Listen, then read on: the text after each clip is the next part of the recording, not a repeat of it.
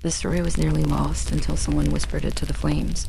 Pull up a log, take a seat, let the dark settle in, because once the fire starts speaking, it doesn't stop. Some say the stories it remembers are just legends. Others say they happen exactly this way. But you'll have to decide for yourself. Welcome to Campfire Legends. There are places in Ireland where the fog doesn't lift, no matter how long the sun waits. Where stone walls crumble but never fall, and sheep won't cross certain fields, not even with a shepherd's push.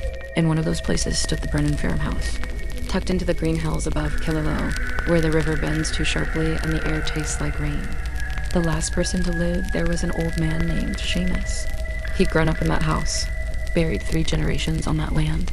And as he got older, he started hearing things he didn't talk about. At least not until the night he finally did. That night, he told his grandson this. If you hear the keening outside the window, don't look, don't speak, and don't open the curtains. Just lie still, lad. She's not crying for you, but if you look, she might change her mind. The boy thought it was just a story, until the night it came true. It started with a wind that smelled like ash. No storm, no rain, just that scent drifting in before midnight. The boy Michael was asleep when he heard it. Not a scream, not a song. Something in between, like a woman weeping into the bones of the earth. Soft at first, like it came from miles away. Then louder, closer. It came from the window. And something inside him, something older than instinct, told him, don't move. The sound rose and fell, like waves pulling the dead. Then silence. For a long time, he thought it was over, but then the window creaked. And she was there. The Banshee wasn't like he imagined. She wasn't young. She wasn't beautiful. She was ancient long silver hair tangled with twigs and moss, a cloak that looked like burial cloth, and a face lined with sorrow so deep it felt like looking into a grave. Her mouth didn't move, but he heard her voice, in his bones.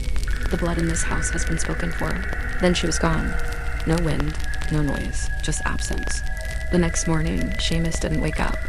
They buried him with his boots on, as tradition demanded. Michael never told anyone what he saw, but he never returned to the house.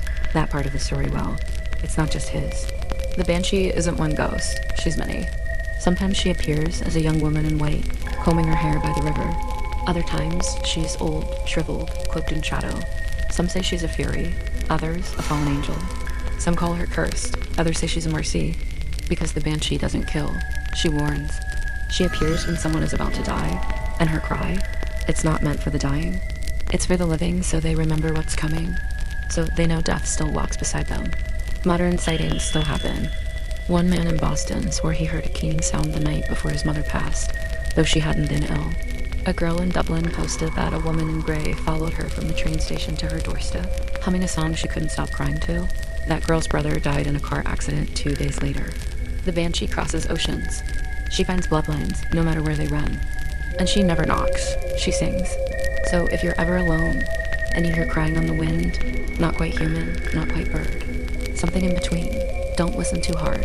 Don't open your window, don't call out, because she isn't singing for you, not yet. But once you've heard her, she remembers. If the flame spoke to you tonight, leave a comment. Let the fire know you were here by liking the video. And if you want to hear what the flames remember next, click the video on the screen. Subscribe to take your place by the fire before it fades.